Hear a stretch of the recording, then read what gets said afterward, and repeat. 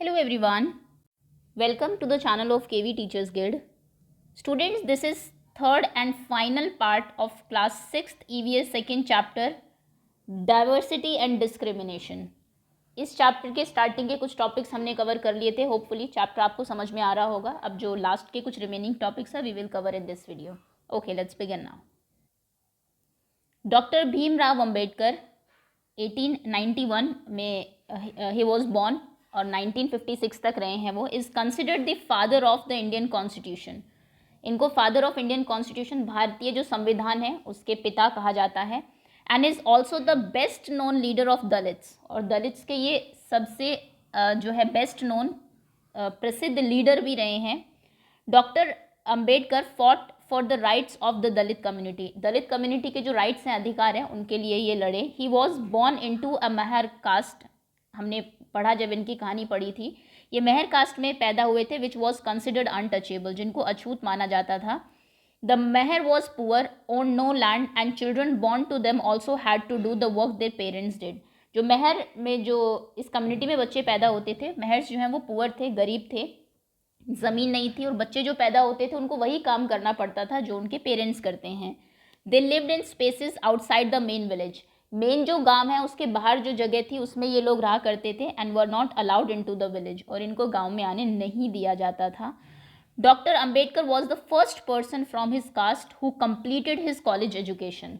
अम्बेडकर जी पहले ऐसे व्यक्ति थे जिन्होंने कि अपनी जो एजुकेशन है, इस कास्ट के ऐसे पहले व्यक्ति थे जिन्होंने अपनी कॉलेज एजुकेशन कंप्लीट की. And went to England to become a lawyer. और वो इंग्लैंड गए लॉयर बनने के लिए, एक वकील बनने के लिए. He encourage Dalit to send their children to school and college. उन्होंने लोगों को जागरूक किया, लोगों को एनकरेज किया कि अपने बच्चों को स्कूल भेजें, कॉलेजेस भेजें. He also urge Dalit to take on different kinds of government job in order to move out of the caste system. उन्होंने दलित्स को इस तरीके से भी अर्ज किया कि अलग अलग गवर्नमेंट जॉब वो ले पढ़ लिख के, जिससे कि वो इस कास्ट सिस्टम से बाहर आ सके. He led many efforts to gain Dalits entry. उन्होंने बहुत सारे एफर्ट्स भी किए जिससे कि दलित्स की एंट्री हो सके इनटू द टेम्पल्स में, मंदिरों में. Later in life he converted to Buddhism in his search for religion that treated all members equally. उसके बाद उन्होंने बुद्धिज्म को अपना लिया. बुद्धिज्म एक ऐसा धर्म है जो सभी को इक्वली ट्रीट करता है, तो इसलिए वो बुद्धिस्ट बन गए. Doctor Ambedkar believe that Dalit must fight the caste system. Doctor Ambedkar ये बिलीव करते थे कि जो दलित्स हैं उनको कास्ट सिस्टम के अगेंस्ट लड़ना चाहिए, खुद ही लड़ना चाहिए. And work towards the society based on respect, not just a few but for all person. और एक ऐसी सोसाइटी, एक ऐसा समाज बनाना चाहिए जिसमें सबकी इज्जत हो, कि सिर्फ कुछ ही लोगों की नहीं, सिर्फ जो अपर कास्ट से बिलोंग करते हैं सिर्फ वो रिस्पेक्टफुल है, उन्हीं की इज्जत होगी, या कुछ वो ऐसा डिजर्व करते हैं, उनके डिफरेंट राइट्स हैं. ऐसा नहीं होना चाहिए, सभी को इक्वल राइट्स मिलने चाहिए. इमेजिन, सोचिए how difficult it would be, कितना मुश्किल होगा if people could not move easily from one place to the other. लोग एक से दूसरी जगह ना जा पाए. जैसा कि हमने कहानी में भी देखा, जो कार्टमैन थे उन्होंने मना कर दिया था. हाउ इंसल्टिंग एंड हर्टफुल, कितना इंसल्टिंग, डिसरिस्पेक्टफुल, हर्टफुल, दिल दुखाने वाला ये होता है. Is to people who move away, refuse to touch you. लोग आपको देख के आपसे दूर चले जाए, आपको टच करने से मना कर दे. और allow you to drink water from the same source as they do. और आपको वहाँ से पानी पीने के लिए अलाउ ना करे जहाँ से सब पीते हैं. तो बहुत ही बुरा लगता है obviously. The small incident show how a simple task of going from one place to another in a cart was not available to the children. हमने देखा कि किस तरीके से एक छोटा सा काम, एक से दूसरी जगह सिर्फ जाना था, वो कार्ट में वो उन बच्चों को नहीं मिल पाया. इवन दो दे कुड पे द मनी, जबकि वो पैसे दे रहे थे, ऐसा नहीं है कि फ्री में जा रहे थे, बल्कि डबल उन्होंने फेयर देने का भी बोला. लेकिन सिर्फ क्योंकि इसीलिए वो एक स्पेशल कास्ट से बिलोंग करते थे, सिर्फ और सिर्फ उनको मना कर दिया गया. All the cartman at the station refuse to take the children. They acted in a discriminatory manner. उन्होंने एक तरीके से डिस्क्रिमिनेटरी मैनर में बिहेव किया उस टाइम पर. So clearly as this story shows us, इसलिए साफ साफ ये जैसे कहानी हमें दिखाती है, caste based discrimination is not only limited to preventing Dalits from undertaking certain economic activities. ये जो कास्ट बेस्ड डिस्क्रिमिनेशन होता था पहले, ये सिर्फ ऐसा नहीं कि आपको सिर्फ कुछ काम ही नहीं करने दिया जाएगा, आपको दलित वाला ही काम करना है, सिर्फ यहीं तक ही सीमित नहीं था. But it also denies them to respect and dignity given to others. दूसरों को जो इज्जत, जो डिग्निटी दी जाती थी वो भी इनको नहीं दी जाती थी, इनको बहुत ही अलग तरीके से बहुत बैडली ट्रीट किया जाता था। Okay, next is striving for equality. किस तरीके से इन्होंने संघर्ष किया इक्वालिटी के लिए, बराबरी के लिए। The struggle for freedom from Britishers rule also include within it the struggle of large group of people who, जो हमारा स्ट्रगल चल रहा था फ्रीडम के लिए, आज़ादी के लिए, उसके अंदर ही एक और स्ट्रगल था लोगों का, who not only fought against the Britishers, वो सिर्फ ब्रिटिशर्स के खिलाफ ही नहीं लड़ रहे थे, but also fought to be treated more equally, but इसलिए भी लड़ रहे थे कि उनको बराबर दूसरे लोगों द्वारा बराबर तरीके से ट्रीट किया जाए। Dalits, women, tribals and peasants, Dalit जो थे, इनफैक्ट वुमेन के साथ भी बहुत डिस्क्रिमिनेशन होता था, just because you are a women तो तुम्हें बहुत सारे जो चीज़ें हैं वो नहीं करने दिए जाते थे। जो ट्राइबल लोग थे, जो ट्राइब्स आए थे, जनजातियाँ जो थी, उनको अलाउ नहीं था। पीजेंट्स जो कि दूसरे के खेतों में काम करते थे, उनको भी जो है अनइक्वली ट्रीट किया जाता था। They fought against the inequalities, वो इनइक्वालिटीज़ से लड़े, and they experience in their life, जो कि उन्होंने अपनी ज़िंदगी में एक्सपीरियंस की थी। एज पॉइंटेड आउट अर्लियर, जैसे कि पहले भी पॉइंट आउट किया गया है, many Dalits organize themselves to gain entry into temples, बहुत सारे दलित ने अपने आप को ऑर्गेनाइज किया, इकट्ठा किया ताकि उनको एंट्री मिल सके टेम्पल्स में। Women demanded that they should have as much a right to education as men did, women ने अपना एक वो अपने आप को इकट्ठा किया और वो इस चीज़ के लिए लड़ी कि जितना अधिकार मेन को है एजुकेशन का, शिक्षा का, पढ़ाई का, उतना ही वुमेन को भी होना चाहिए। पहले लड़कियों को स्कूल नहीं भेजा जाता था, ये जनरल एक पर्सपेक्टिव था। Peasants and tribal fought to release themself from the grasp of the money lenders, जो पीजेंट्स थे, दूसरों के उसमें जो काम करते थे, श्रमिक जो थे, ट्राइबल जो लोग थे, वो लड़े कि जो मनी लेंडर्स हैं, जो कि वहाँ के ज़मींदार हैं, उनके चंगुल से उनको छुड़ाया जाए, and the high interest they were charge, और जो उनको लोन देके वो हाई इंटरेस्ट चार्ज करते थे उनसे, उससे वो बच सके। When India became a nation in 1947, जब भारत एक इंडिपेंडेंट नेशन बना 1947 में, our leaders too were concerned about the different kind of inequalities that exists. हमारे यहाँ के जो लीडर्स थे, नेता थे, वो भी सब ही जानते हैं कि इनइक्वालिटी हो रही है, वो भी इस बारे में अवेयर थे और बहुत कंसर्न भी थे, बहुत चिंतित भी थे। आप एक जो ग्रुप ऑफ पीपल उनको दबा के रखेंगे तो कभी भी नेशन जो है वो तरक्की नहीं कर पाएगा। Those who wrote the Constitution of India, जिन्होंने भारत का संविधान लिखा, a document that laid out the rule by which the nation would function. Constitution of India क्या है? एक पूरा डॉक्यूमेंट है, एक पूरी किताब है जिसमें लिखा गया है कि भारत देश जो है वो कैसे फंक्शन करेगा। Were aware of the ways in which, वो इस बारे में उन्हें पता था कि किस तरीके से जो डिस्क्रिमिनेशन है has been practised in our society, हमारी सोसाइटी में प्रैक्टिस किया जाता है। देखिए, ये वुमेन की एक रैली है जो कि अपने राइट्स को, अपने अधिकारों के बारे में डिमांड कर रही हैं। Okay, next, in our society and how people had struggle against this. तो जिन्होंने कॉन्स्टिट्यूशन लिखा वो जानते थे कि कैसे भारत में किन लोगों के खिलाफ डिस्क्रिमिनेशन होता है और कैसे होता है। Many leaders of these struggles such as doctor Ambedkar had also fought for the right of the Dalit. बहुत सारे जो लोग थे हमारे कॉन्स्टिट्यूशन के लेखक जो थे उनमें से जैसे कि डॉक्टर भीमराव अम्बेडकर भी थे, वो दलित के राइट्स के लिए लड़ भी चुके थे। So these leaders set out a vision and goal in the constitution to ensure that all the people of India were considered equal. तो इन्होंने एक विजन और एक गोल, एक लक्ष्य बनाया, एक दृष्टि ऐसी बनाई इंडियन कॉन्स्टिट्यूशन में कि सभी लोगों को इक्वली ट्रीट किया जाए। This equality of all persons, ये जो बराबरी है सभी लोगों की, is seen as a key value that unites us all as Indian, जिससे कि हम लोग सब एक हो सके, इंडियंस कहा जाएगा सभी को। एवरीवन हैज़ इक्वल राइट, सभी के बराबर अधिकार है, सभी को बराबर अपॉर्चुनिटीज़ हैं, जो अवसर है किसी भी चीज़ के, किसी भी एक्टिविटी में पार्टिसिपेट करने के, किसी भी जॉब को पाने के, सभी के लिए वो बराबर होंगे। Untouchability is seen as a crime, और अनटचेबिलिटी को, छुआछूत को एक क्राइम माना गया, एक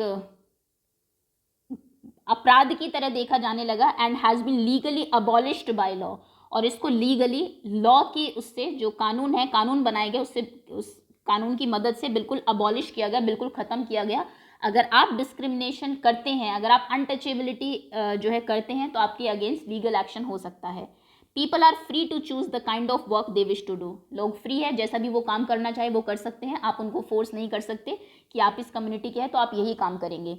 government jobs are open to all people, government job सभी के लिए खुली हुई है. In addition the constitution also placed responsibility on the government, constitution ने ये रिस्पॉन्सिबिलिटी दी गवर्नमेंट को भी टू टेक स्पेसिफिक स्टेप्स, कि वो कुछ स्टेप्स उठाए to realize this right to equality for poor and other such margin communities. जो कुछ मार्जिनल कम्युनिटीज़ है जिनको साइड कर दिया गया था पहले, उनको आप इक्वल ला सके. अब सभी को इक्वल ही रखेंगे, बिल्कुल एक जैसा कि सभी को इक्वल अधिकार है, तो फिर जो लोग हैं कहीं ना कहीं उनको दबाएंगे, क्योंकि उनके पास इतनी अपॉर्चुनिटीज़ नहीं थी कि वो पढ़ सके. तो उनके लिए कुछ स्पेशल मेजर्स भी करने आपको पड़ेंगे ताकि वो सबके बराबर आ सके. The writers of the constitution also said, जो भारतीय संविधान के राइटर्स हैं उन्होंने ये भी कहा that respect for diversity was a significant element in ensuring equality.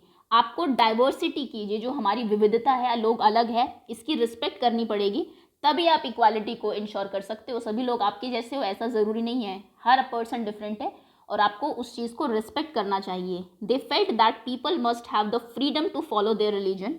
उन्होंने कहा कि लोग किसी भी रिलीजन को, किसी भी धर्म को फॉलो करने के लिए फ्री है बिल्कुल. स्पीक देयर लैंग्वेज, अपनी लैंग्वेज बोल सकते हैं. सेलिब्रेट देयर फेस्टिवल्स, जो भी फेस्टिवल चाहे वो सेलिब्रेट कर सकते हैं. एंड एक्सप्रेस देमसेल्व्स फ्रीली, और अपने आप को फ्रीली, बिल्कुल आज़ादी से अपने आप को एक्सप्रेस कर सकते हैं, अपनी बात कह सकते हैं. They said that no language, religion और festival should become compulsory for all to follow. कोई भी फेस्टिवल, रिलीजन, लैंग्वेज सभी फॉलो करें ऐसा कभी नहीं कहा जाएगा, ज़रूरी नहीं है. They said that the government must treat all religions equally, सरकार जो है वो सभी रिलीजन्स को इक्वली ट्रीट करेगी. Therefore India become a secular country. Secularism मतलब एक धर्म निरपेक्ष कंट्री है. भारत का कोई धर्म नहीं है. आप पूछे कि इंडिया में कौन सा रिलीजन है, तो कोई रिलीजन यहाँ पे नहीं है. यहाँ पर सभी रिलीजन प्रैक्टिस किए जाते हैं. आप फ्री है, कोई भी रिलीजन, कोई भी धर्म आप मान सकते हैं, किसी को भी फॉलो कर सकते हैं, किसी को भी छोड़ सकते हैं.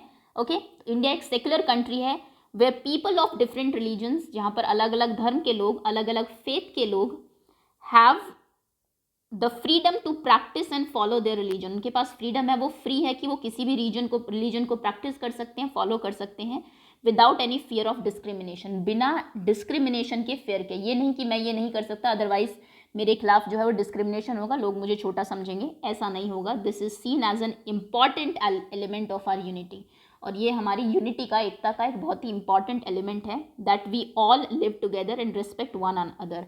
हम सब साथ में रहे और एक दूसरे की रिस्पेक्ट करें, हर किसी के रिलीजन की, हर किसी के कास्ट की, लैंग्वेज की, किस जगह से वो आए हैं, you have to respect that. Though these ideas are enshrined in our constitution, इन आइडियाज इनको एनश्राइन कर दिया गया. एनश्राइन करना मतलब वैसे तो लिख के कहीं पे रख देना, एक तरीके से इंडक्ट करना, सजा के रख देना, इनको लिख दिया गया है वहाँ पर. This chapter point out that inequalities exist even today. लेकिन इस चैप्टर को पढ़ के आपको पता लगता होगा कि इनइक्वालिटी आज भी जो है वो है, लोगों के दिमाग में है अभी भी.